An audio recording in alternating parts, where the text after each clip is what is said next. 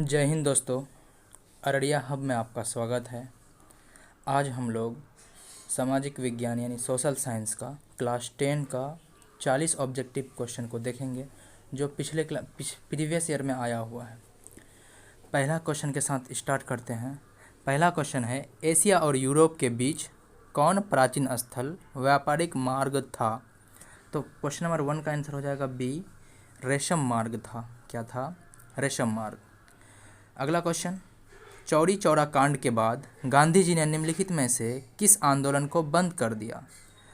चौरी चौरा कांड जब हुआ ना दोस्तों, 5 फरवरी 1922 को हुआ था। उस आंदोलन के बाद असहयोग आंदोलन को बंद कर दिया था। असहयोग आंदोलन 1920 में स्टार्ट हुआ था जब जलियांवाला बाग हत्याकांड हुआ था। चौरी चौरा कांड क्या था दोस्तों? तो चौरी चौरा कांड था कि बहुत सारे पुलिसकर्मी को एक पुलिस स्टेशन में बंद करके जला दिया गया था। इससे ही आहत होकर के गांधी जी ने असहयोग आंदोलन को वापस कर दिया, यानी बंद कर दिया। अगला क्वेश्चन है, अंतर्राष्ट्रीय मजदूर दिवस कब मनाया जाता है? तो अंतर्राष्ट्रीय मजदूर दिवस 1 मई को मनाया जाता है, 1 मई को। ठीक है। अगला क्वेश्चन, वर्तमान में भारत में कितने केंद्र शासित प्रदेश हैं? जब से जम्मू कश्मीर को तोड़कर लद्दाख और जम्मू कश्मीर को बांटा गया है, तब से केंद्र शासित प्रदेशों की संख्या 8 हो गई है। अगला क्वेश्चन, सूचना का अधिकार संबंधित कानून कब पारित हुआ? सूचना का अधिकार संबंधित कानून 2005 में पारित हुआ। अगला क्वेश्चन, किसने कहा था लोकतंत्र जनता के द्वारा तथा जनता के लिए शासन है? क्वेश्चन नंबर 6 का आंसर हो जाएगा बी, अब्राहम लिंकन का ये फेमस क्वेश्चन है, एक क्वाट है कि लोकतंत्र जनता के द्वारा जनता के लिए शासन है, अब्राहम लिंकन जी कहे थे। अगला क्वेश्चन, पंचायती राज संस्थान को संवैधानिक दर्जा किस संविधान संशोधन से प्राप्त हुआ? जब भी पंचायती राज व्यवस्था रहेगा ना दोस्तों, तो 73वां संविधान संशोधन हुआ था उसके लिए। लेकिन जब नगर पालिका बोले, जो कि हर शहर में होता है, वो 74वां संविधान संशोधन के द्वारा हुआ था। नगर पालिका 74वां संविधान संशोधन, पंचायती राज व्यवस्था 73वां संविधान संशोधन। याद रखिएगा, कभी 73वां पूछ लेता है तो कभी 74वां पूछ लेता है। अगला क्वेश्चन, क्वेश्चन नंबर 8 है कि भारत में लोकतंत्र की सफलता में क्या बाधा है? देखिए, भारत की लोकतंत्र में सफलता में बाधा है अशिक्षा, गरीबी, बेरोजगारी, इनमें से सभी, यानी कि ये सब कारण है लोकतंत्र की असफलता का। ठीक है। अगला क्वेश्चन, बिहार में रज्जू मार्ग कहाँ है? बिहार में रज्जू मार्ग राजगीर में है। बहुत फेमस क्वेश्चन है, बहुत बार रिपीट होता है ये। रज्जू मार्ग कहाँ पर है? राजगीर में है। अगला क्वेश्चन, ये तो हो गया कि बिहार में रज्जू मार्ग राजगीर में है। सासाराम नगर का विकास कब हुआ था? क्वेश्चन नंबर 10 का आंसर होगा मध्य युग में। किसमें? मध्य युग में। ठीक है। अगला क्वेश्चन, गोविंद सागर कृत्रिम जलाशय संबंधित है, तो इसका आंसर हो जाएगा सी, भाखड़ा नांगल बांध में। किसमें? भाखड़ा नांगल बांध में। अगला क्वेश्चन, सर्वाधिक भूस्खलन प्रवण राज्य कौन है? तो सर्वाधिक भूस्खलन किस राज्य में होता है? उत्तराखंड में होता है। कहाँ पर? यूके, उत्तराखंड। अगला क्वेश्चन, बिहार का कौन सा भाग सर्वाधिक सूखा प्रवण है? बिहार का कौन सा भाग? तो वो हो जाएगा उत्तरी। 13 नंबर का आंसर हो जाएगा सी नंबर, दक्षिण बिहार। दक्षिण बिहार क्या है? सर्वाधिक सूखा प्रवण है। यहीं पर अगर बाढ़ वाला आ जाए दोस्तों, तो वो उत्तरी बिहार हो जाएगा। यानी कि बाढ़ के बारे में पूछे तो सबसे ज़्यादा बिहार का उत्तरी बिहार प्रभावित होता है, लेकिन सूखा का बोले तो आपका दक्षिणी बिहार आंसर हो जाएगा। याद रखिएगा, बहुत अलग अलग तरह से क्वेश्चन आ जाता है। अगला क्वेश्चन है, 1871 में कौन सी संधि हुई थी? तो 1871 में कौन सी संधि हुई थी? फ्रैंकफर्ट की संधि। बहुत बार आया है ये क्वेश्चन कि फ्रैंकफर्ट की संधि कब हुई? 1871 में, 1871 में। अगला क्वेश्चन की ओर बढ़ते हैं। तो अगला क्वेश्चन है, 1830 की क्रांति के बाद फ्रांस में किस प्रकार का शासन स्थापित हुआ? 15 नंबर का आंसर हो जाएगा बी, संवैधानिक राजतंत्र, यानी कि संविधान के द्वारा राजतंत्र चलना स्टार्ट हुआ।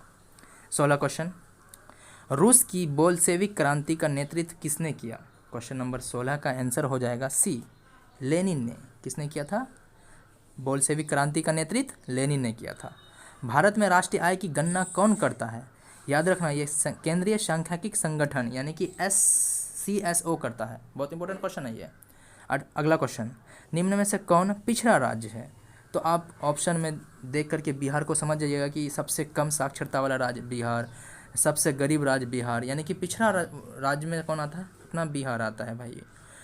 आर्थिक, अगला क्वेश्चन कि आर्थिक क्रियाओं का क्या उद्देश्य है। क्वेश्चन नंबर 19 का आंसर हो जाएगा डी, जीवा, क्या है ये, जीविकोपार्जन। क्या हो जाएगा, जीविकोपार्जन। भारत की राष्ट्रीय आय का सर्वाधिक अनुमान किसने लगाया। नहीं, भारत की राष्ट्रीय आय का सर्वप्रथम अनुमान दादा भाई नौरोजी ने लगाया था। ये दादा भाई नौरोजी, जिसको ओल्ड मैन ऑफ इंडिया यानी कि भारत का वृद्ध पुरुष कहा जाता है। ठीक है, अगला क्वेश्चन, दीर्घकालीन ऋण प्रदान करने वाली संस्थान कौन सी है। क्वेश्चन नंबर 21 का आंसर हो जाएगा बी, भूमि विकास बैंक। कौन हो जाएगा, भूमि विकास बैंक। अगला क्वेश्चन, उपभोक्ता अधिकार दिवस कब मनाया जाता है। तो उपभोक्ता अधिकार दिवस 15 मार्च को मनाया जाता है। ठीक है, अगला क्वेश्चन, पंजाब में भूमि निम्नीकरण का मुख्य कारण क्या है। देखिए, निम्नीकरण, भूमि का निम्नीकरण है ना पंजाब में, कारण है अधिक सिंचाई। क्या है, अधिक सिंचाई। अगला क्वेश्चन, सोपानी कृषि प्रचलित है। तो सोपानी कृषि प्रचलित है उत्तराखंड में।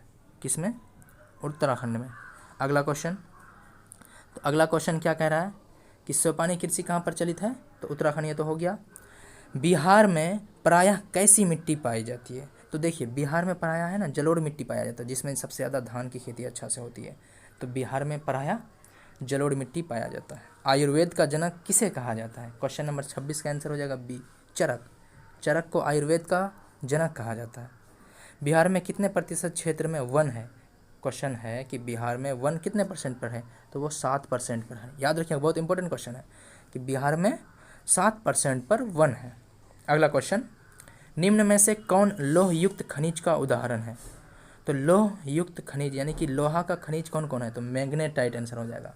मैग्नेटाइट, हेमेटाइट, सीडेराइट, ये 3 जो है ना लोहा का प्रमुख अयस्क है। बॉक्साइड अगर बोलेगा तो दोस्तों बॉक्साइड अल्मुनियम का है। किसका, एल, अल्मुनियम का। किसका, अल्मुनियम का। ठीक है, अगला क्वेश्चन, सबसे घटिया कोयला कौन है। तो सबसे घटिया कोयला अगर पूछे तो आप पीट को आंसर मारिएगा। किसको, पीट को। इसी में घटिया कोयला मतलब सबसे कम कार्बन की मात्रा होगी। ठीक है, और सबसे अच्छा अगर बोले तो वो हो जाएगा आपका एंथ्रासाइड। कौन हो जाएगा, एंथ्रासाइड। याद रखिएगा, जिसमें कार्बन की मात्रा बहुत अधिक होती है। अगला क्वेश्चन, इसका पीट आंसर हो जाएगा, निम्न में से कौन रोपण फसल नहीं है। क्वेश्चन नंबर 30 का आंसर हो जाएगा सी, धान रोपण फसल नहीं है। अगला क्वेश्चन, भारत की प्रमुख खाद्यान्न फसल कौन सी है। तो भारत की प्रमुख खाद्यान्न फसल आपका हो जाएगा धान। 31 का हो जाएगा डी।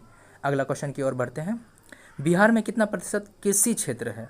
बिहार में कितना प्रतिशत कृषि क्षेत्र है, तो हो जाएगा 60। ये भी इंपॉर्टेंट क्वेश्चन है। निम्नलिखित में कौन संचार सेवाओं का अंग है। 33 नंबर का आंसर हो जाएगा डी, इनमें से सभी। देखिए, संचार मतलब कि एक जगह का बात दूसरे जगह तक पहुंचाना, एक आदमी का बात दूसरे आदमी तक पहुंचाना। तो ये समाचार पत्र भी करता है, टेलीफोन भी करता है, टेलीविज़न भी करता है। तो इनमें से सभी। ठीक है, अगला क्वेश्चन, मानवीय पूंजी निर्माण का मुख्य घटक है। मानव पूंजी निर्माण का मुख्य घटक हो जाएगा आपका डी, इनमें से सभी। देखिए, आवास हुआ, स्वास्थ्य सेवा हुआ, शिक्षा एवं प्रशिक्षण, ये सब क्या होगा, मानव पूंजी के निर्माण का मुख्य घटक होगा। अगला क्वेश्चन, अगला क्वेश्चन कह रहा है कि वैश्वीकरण का क्या अर्थ है। वैश्वीकरण का अर्थ क्या है, तो विश्व अर्थव्यवस्था में समन्वय। ऑप्शन नंबर सी हो जाएगा। अगला क्वेश्चन, अर्थव्यवस्था के किस क्षेत्र से हरित क्रांति संबंधित है। देखिए, अर्थव्यवस्था के किस क्षेत्र, क्षेत्र 3 तरह का होता है। पहला प्राथमिक क्षेत्र, द्वितीय क्षेत्र और तृतीय क्षेत्र, 3 प्रकार का क्षेत्र। प्राथमिक क्षेत्र में आता है कृषि से रिलेटेड सारे चीज़ें, पशुपालन हुआ, मुर्गी फार्म हुआ, खेती हुआ। तो हरित क्रांति है ना, किससे संबंधित था, कृषि से था, जो कि प्राथमिक क्षेत्र में आता है। द्वितीय क्षेत्र में किस कौन आता है, इंडस्ट्री, ये सब दूसरे क्षेत्र में आता है। कोई भी कारखाना खोलना, ये सब किस में आता है, द्वितीय क्षेत्र में आता है। अगला तृतीय क्षेत्र के अंतर्गत कौन आता है, तृतीय क्षेत्र के अंतर्गत सेवा आता है। सेवा, कौन, सेवा, बहुत इंपॉर्टेंट बात है, सेवा आता है। यानी कि किसी, कोई बैंक कर्मचारी है, कोई टीचर है, ये सब सेवा के अंतर्गत कौन आता है, तृतीय क्षेत्र। ठीक है, अगला क्वेश्चन, निम्नलिखित में कौन सा संस्थान भारत की मुद्रा जारी करने के लिए अधिकृत है। यानी मुद्रा जारी कौन करता है, तो reserve bank of India. Reserve bank of India मतलब RBI, जो कि 1935 को स्थापना हुआ। अगला क्वेश्चन, बिहार राज्य है, बिहार राज्य है किसके लिए प्रसिद्ध, उद्योग प्रधान, पशु प्रधान, खनिज प्रधान या कृषि प्रधान। तो हम लोग का बिहार इसलिए गरीब है क्योंकि हम लोग कृषि प्रधान है। हम लोग के यहाँ पर खनिज की कमी है, उद्योग की कमी है, इसलिए हम लोग बीमारू राज्य में आते हैं, यानी कि हम लोग गरीब राज्य में आते हैं। अगला क्वेश्चन, निम्न में से कौन हमारे रहन सहन के स्तर को प्रभावित करता है? तो सबसे ज़्यादा रहन सहन को प्रभावित हम लोग का क्या करेगा? राजकीय आय करेगा कि राष्ट्रीय आय करेगा? 39 का बी हो जाएगा, राष्ट्रीय आय, यानी कि पर कैपिटा इनकम। राष्ट्रीय आय से किसी देश का है ना कैसा व्यवस्था है, कैसा वहाँ पर ये है, लोग कैसे निवास करते हैं, कितना डेवलपमेंट है, ये सब राष्ट्रीय आय से पता चलता है। इसलिए हम किसी का रहन सहन को अगर पता करना चाहेंगे तो हम उसका राष्ट्रीय आय को देख करके उसे बता देंगे कि आप कितना विकसित हैं या कितना आप कमज़ोर हैं। अगला क्वेश्चन, आज का लास्ट क्वेश्चन, बिहार में कितने जिले हैं? जो कि बहुत बहुत बार आया है और बहुत ईजी क्वेश्चन है, आपको सबको याद होना चाहिए कि बिहार में 38 जिले हैं। उम्मीद करते हैं कि आपको वीडियो हेल्पफुल लगा होगा और अच्छा लगा होगा। अगर कोई दिक्कत हुआ होगा तो प्लीज़ कमेंट करें, और अच्छा लगा होगा तो लाइक करें। Thank you. प्लीज़ अगर अच्छा लगा होगा तो चैनल को सब्सक्राइब भी कर दें। जय हिंद।